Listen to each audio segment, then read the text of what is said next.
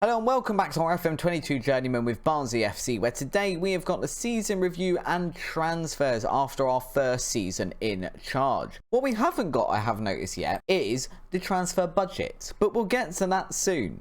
If you do enjoy today's episode, of course, please do drop a like down below, subscribe to the channel, all that lovely stuff that helps support us. So first up, here are the arrivals from last season. What have we got? We've got Joseph Anung. He actually got a 7.17 rating. That's quite good. £2,000 come over from Stevenage. He only made 4 appearances for us. He wasn't quite as good as we thought he would be when he came in. We've then got Vladimir Klymanchuk. Very happy to bring him in. £650,000, which was all in compensation. And then 15 appearances, 7 goals, 1 assist and a 7.03 rating. If we manage to keep hold of him for the rest of the summer, he is going to be the most important player we have on the team next season. Jamil Baptiste was obviously a loan from West Ham. 36 games, he ended up playing 2 goals, 7.01 rating. He was very, very good and super important, but doesn't look like we're going to be able to get him next season. We also brought in Robert Bosniak. Now, he was a transfer that was already confirmed by the time we got here, but he has been quite decent. So we can see he made 25 appearances. He ended up scoring 9 goals. Obviously, the difference being it's not quite good a ratio as Klymanchuk, who we bought in ourselves. We also bought in Joe Worrell in defence, also from West Ham, 2.7 million. He made 38 appearances. He was pretty decent throughout the season. Dushan Oakley-Booth came in for £675,000 from Stoke. He ended up making 24 appearances with 5 goals and 3 assists. He was really, really good towards the end of the season. I think he could be a super important player for us next season. Brandon Austin came in from Bristol City for 200,000. He's ended up being our backup goalkeeper, but has played a bit when Zingal has been injured, making 15 appearances. Julian Justvan came in from Paderborn on a free, 13 appearances made and a further 13 off the bench. The problem with Justvan is he isn't fantastic, and he did end up getting injured quite a bit, so he hasn't been as omnipresent as we thought he might be. Kahasi also came in from Genk on a free, 27 appearances and a further 7 off the bench. Again, fairly consistent, will be an important part of the team next season, I think. Udoka Godwin Malif, obviously our centre-back slash right-back, coming in for £1 million from QPR. Made 16 appearances and 5 further ones from the bench. Again, someone who could improve a lot next season and will be a big part of our squad. As will Zingal, coming from Paderborn for 1.1 million, 32 appearances. I mean, what is the most important bit about a goalkeeper, obviously, is how many they've conceded. 29 appearances and 43 conceded. Doesn't look fantastic, but from what I've seen from watching him, I think a lot of that was due to the defence in front of him, and as we shore that up, I think he's going to get better and better. We also brought in Andrei Zelziko, whose name I can't say, from Shakhtar. He's a Ukrainian goalkeeper, very much one for the future. We've also got Jeremy Samiento, came in from Como for £240,000, made 21 appearances. He was really good towards the end of the season as well and has potential to get even better. We've then got Tom Pearce coming from St Mirren for £400,000 as a left back. He's made 30 appearances. He hasn't been quite what I've expected. I think we do need an upgrade for the season ahead. And then we've got Jordan Rositier coming in from Fleetwood for £350,000. He only ended up making 3 appearances. Transfers out, as we can see, we've had George Edmondson go. We've also had Kieran Wright, our goalkeeper, Dijon Ilevek, who was a goalkeeper for us as well. Akunola, another centre-back, went over to Peterborough. Jordan Helliwell, a full-back, went to Dulwich Hamlet. Brad Collins, we got the biggest transfer the club has ever seen for him, 5.25 million. We've also got Charlie Winfield, gone to Accrington. Connor Hodgson, gone to Scarborough. Jasper Moon to FC Colne. Jack Sherlock to Gainsborough. Hondermark to Brest for 400,000. Josh Benson, gone over to Portsmouth for 160,000. Connor Braithwaite, who would have been nice one to keep. He had a bit of potential. A young 18-year-old winger, gone to Dundee United. Noah Chivers, an attacking midfielder, gone to Blackpool for 350,000. Luke Thomas, gone to Dundee for 100,000. Clark O'Dore, probably the most annoying one to lose because he had lots of potential. He's gone over to Norwich for 3.5 million. Anthony Hartigan gone to Dundee for a little bit of cash as well, which is the majority of the big transfers. And we did have quite a lot of loans out. We'll have a look when they come back in. Hopefully some of them have progressed over the last season. I mean, they're saying we got off to a terrible start here in the season, to remember, because we dropped from 2nd to 21st, but we were only 2nd because we start off in 1st and we won our first game, and that's purely because our name begins with a B. And we end up, as each season, start at the top of the league. So that's a slightly flawed thing. They said we embroiled in a relegation scrap, but actually we kept pretty clear of it all season. We were 10 points away from it by the end of the season, and we didn't really ever fall into that relegation zone. We were all right. Obviously the results not fantastic, and hopefully we can make a good improvement on that next season. 64% home attendance as well kind of highlights how bad we were at times. Our biggest win came against Blackpool, which I think was opening game of the season, actually, a 4-0 win against them. We then have a match to remember, a 3-2 win against Swansea, which was the month after, a couple of months after that. And goal of the season, one we always like to see, has come from, I think that's Buchanan. It has, from Buchanan. Let's have a look at that one then. I must have seen this goal, but I don't actually remember this one, and normally I do have a vague idea what the goal of the seasons are. Oh, it's Bakuna free kick. Yeah, it was this one. I think we actually had that on the channel because I wasn't actually sure what happened with it. It's a weird goal of the season. It was a great free kick, but it didn't exactly clatter into the goal. We didn't really know if it went over the line or not. Finances wise then, we've actually lost a little bit of money on sponsorship, although I'd say 2.49 million, 2.48 million are roughly the same. We've lost a little bit on broadcast revenue as well, but we have increased our corporate and hospitality, our competition prize money, and our match day commercial and retail, which is all very good. The top selling shirts then are Bosniak, Bakuna, Woodrow, Palmer, and Just Van. Okay, there's some surprising ones in that. We've also got the team of the season here. It's lined up as a 4-3-3, which isn't what we ended on. The best team of the season, according to this, is Zingal, Williams, Worrell, Batiste, Britton, Kuhasi, Offerborough, Palmer, Woodrow, Bakuna, and Bosniak up front. I think that could be very different next season. We did win Sky Bet Championship Manager of the Month for October. We then went on the most awful run I've ever seen, so we're unlikely to get Manager of the Season this season, I don't think. Fans Player of the Season goes to Jamil Baptiste, as does Young Player of the Season. Sign of the Season goes to Robert Bosniak, our new striker.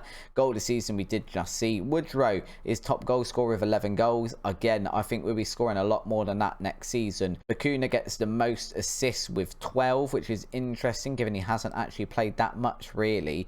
Bosniak got the most player of the match awards with 4.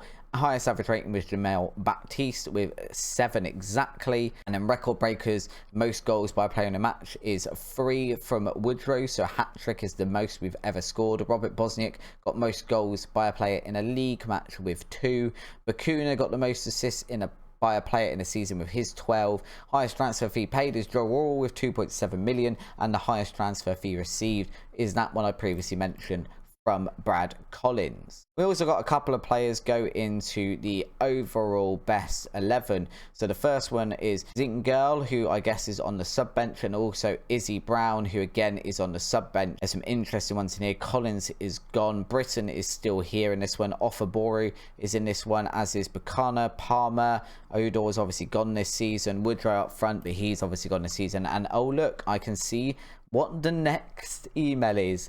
Initial budget, £1.64 million and £275,000 a week. That is a smaller wage budget than what we ended with last season, because I looked directly before this and we had £6,000 left. So they've cut our wage budget by £4,000 a week, and we haven't got the biggest transfer budget either. So it could be very much a summer of wheeling and dealing. We need to just quickly have a look at this then. So what they want to do is for the club vision, develop players using the club's youth system. I think I'm going to have to play entertaining football, high tempo pressing football. Can we get rid of that? Sign players under the age of 20 for the future. I mean, we've been doing that all our season, and now you don't. Fine, do not sign players over the age of 30. Yeah, that shouldn't be an issue. Work within a wage budget, sign players sell for profit, minimum 2-year contracts for the first team players, and this season they want us to finish mid-table. I mean, that seems all right. And then after that, a top half finish. Yeah, no, you want me to play high tempo pressing football. Okay, You might have to live with me not doing that, guys. I'm not going to lie. Let's discuss plans for next season with the team. Let's tell them we're aiming for a mid-table finish. They're all happy with that. That's good. We're happy with a mid-table finish. I never know exactly what is defined as mid-table. In an ideal world, you just divide it by 2, which would be like 12th place, and you go from there, really, and just try and get above that one. So before we go and start looking at the transfers, a quick look at our squad depth and where we think we probably need to improve it. I think we're okay in goal. If anything, I'd actually get rid of a Nung this transfer window, which should give us a little bit of money and free up some wage budget. In defence, we've got Worrell, Offaboru, Kitching and Goodwin Malif, but he's going to play over on the right. So we probably maybe need to bring in 1 or 2 good defenders there. We 100% also need another left back, if not 2, a left wing back at least. Midfield, I think we're all right, to be fair. We've got Palmer who can play there. Offaboru, I feel like we start dropping him into a central defence role just to shore that position up. But then we've got Bakuna as well. We've got Oakley Booth who's going to be playing there.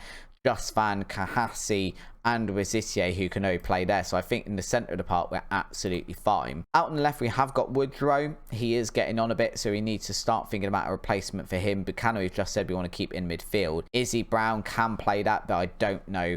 Maybe we need to get someone a little bit better than him. The other one as well who could end up there is Noel Carroll. Noel Carroll's been out on loan. He's been in Scotland, 31 appearances for them last season. So that could be someone to consider, of course. Out on the right, again, we've got Buchanan, we've got Kleimanchuk, but they're not going to be playing there. Neither's Woodrow. Britton's going to be back. Izzy Brown is then our first best player there.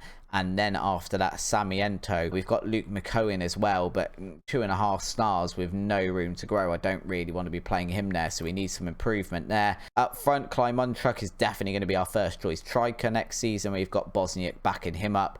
I don't think we'll be bringing in another striker. We have got some in our youth teams that could come in and support if needs be. So I think the plan for the summer, some more defenders in the centre back 3. We need some players either on the left or on the right, ideally both, and then someone for either the left or right wings. That's the plan. Now I need to just go and do it. So we've arrived at the first day of the championship season, and we have now finalised all of our transfers, apart from the few we'll probably do all the way up until the deadline day, as we always end up doing. We've had a few outs and a few ins. We'll have a look at the outs on the first page and the second page first before having a look at the players we've brought in. So Luke McCohen, who was on loan all last season, has gone to Inverness for 100,000. Aidan Marsh, who I can't even remember what he was doing last season. He was on loan at Eastleigh. He's gone. We were never going to use him. 26,000 as well. And Joseph Anung, who I said was our sort of miss-buy, has gone over to Manchester United. I don't really understand this one because he was our 3rd best goalkeeper and he's gone to Man United. So either Man United are really struggling, or he's very, very big backup goalkeeper now. Other players that have gone out then, this is the more interesting page. I mean, we've got Gonzalez and Anderson gone out on loan, but the 2 big ones out for us are, first of all, Liam Kitching, who was on about leaving last season. I liked having Liam Kitching, but Birmingham came in and offered us £1.1 million for him, and it wasn't something I felt we could turn down because I thought we could get a better player in that position for that money. So we've let him go over to Birmingham for 1.1 million. And the one I'm slightly upset about is Ramal Palmer. Palmer's gone over to Reading. I'm not even sure what league they're in. So Reading are in the championship with us. He's gone over to Reading. They paid us £6.75 million, which why he was one of our better midfielders. He wasn't doing anything outstanding last season. I mean, he got 1 goal and a couple of assists, so nothing too amazing after that original first game. He then got an injury and he was never the same, so we've cashed in on him. It does mean we have brought some players in though. So first of all, we'll have a look at the 3 on this page. We've brought in Sean Blinkhorn, who's basically replacing Palmer. But unlike Palmer though, I feel like this guy's got a lot more potential. We're probably going to be playing him in that central midfielder on attack role, or he'll be playing as automatic for us. As you can see, he's already improved a little bit since he got here. If we're having a look at the coach report, he has the potential to be a Premier Premier League standard. We did pay a bit of money for him, 1.7 million. That wasn't all in one go. Some of that is in installments, but I think he could be a very, very important player for us. He could end up being someone we take up to the Premier League should we get there, so I'm very happy to bring him in. And of course, that's a massive profit on what we made on Palmer. We've also brought in this guy, Ronaldo Aarons. Again, a little bit of a misbuy on my part. He's League One, as it turns out. He looked a lot better on the scouting reports. He's come in. He's not fantastic, to be honest. We kind of bought him to play over on this advanced playmaker role. And he's reasonable. He'll be a nice backup there, but to be honest, he'll probably never end up playing. Luckily, we only spent £100,000 on him, so it's not too much money down the drain. We've then also brought in Alfie Mawson. Alfie Mawson's a centre-back because we needed some of those. We highlighted at the start of the video. Now we're playing those 3 centre-backs at the back in that 5 defender formation. He's very, very reasonable. We brought him in from Fulham for 240,000, which I feel for like a player that we needed someone in that position. He's very decent. He's got good marking, good tackling. He'll definitely be an important player for us this season. We haven't spent loads and loads of money on him, which is always nice. We then brought in another defender. I know it says his best position is right back. He will not be playing there. He will be playing as a centre back. It's Ramon Hendricks. He came in, I believe, on a free. Yeah, he was a free from Feyenoord. And again, he's got a bit of potential to improve. He's only actually a League One player at the moment, but he does have potential to be a Championship player. But given he was on a free, I think he's a very capable backup in those centre-back positions. So hopefully he can play a part when we need him to this season. We then sorted out the left wing-back positions. So we've brought in Domagoj Braderick. Now, if we have a look at this guy, very, very decent, I think. Fantastic crossing of 15, great dribbling. He's very good at passing. Maybe he's not quite as good as we'd want him to be defensively, but definitely worth bringing in. He's come in from Brest for £1.7 million. Jake Cooper is another centre-back we've brought in, so that is 3 if you count them all together now, which again, he should be helping us shore up that defence a little bit. Really, really good heading, really good marking, good tackling, just a very good defensive defender. I'm not expecting him to go up and do too much the other end. He's got 20 natural fitness as well. We know the Championship is a long, long slog of a season, and for £650,000, I think he could be a very good player for us. When he has played in a Premier League, he's looked capable. I mean, Wolves paid £7.5 million for him and have not really played him at all in the last 3 seasons. He last played up before that for Millwall in the Championship, and he had 2 really good seasons there, so I'm hoping he can come over and do the same for us at this level. We then needed to fulfill some of our club vision by bringing in a couple of younger players. So we've brought in Juan Carlos Angolo. He's a Colombian centre-back at the moment.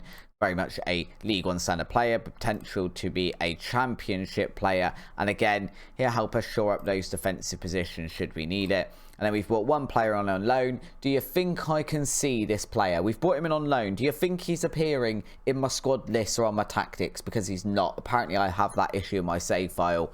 I can't get any loan players to appear, which is why I've not brought too many in. But we have now got an affiliation with Manchester City. So we're paying no wages for this guy, which I think there was no reason to not bring him in because of that. He's valued at 21 million to 30 million pound. We're going to be playing him over on the left as the advanced playmaker. And as you can see in that role, 16 dribbling, 14 first touch, 12 passing is maybe not the best, but he's got good acceleration, good speed. He can also cover over on the right or up front if we need him to. With those transfers done, that means our team for the season, I think this is going to be our first choice 11, looks like this. It would be Zingerl in goal. We've then got Mawson, Offaboru, who I'm intending to play as a centre-back this season, on Rural in that centre 3.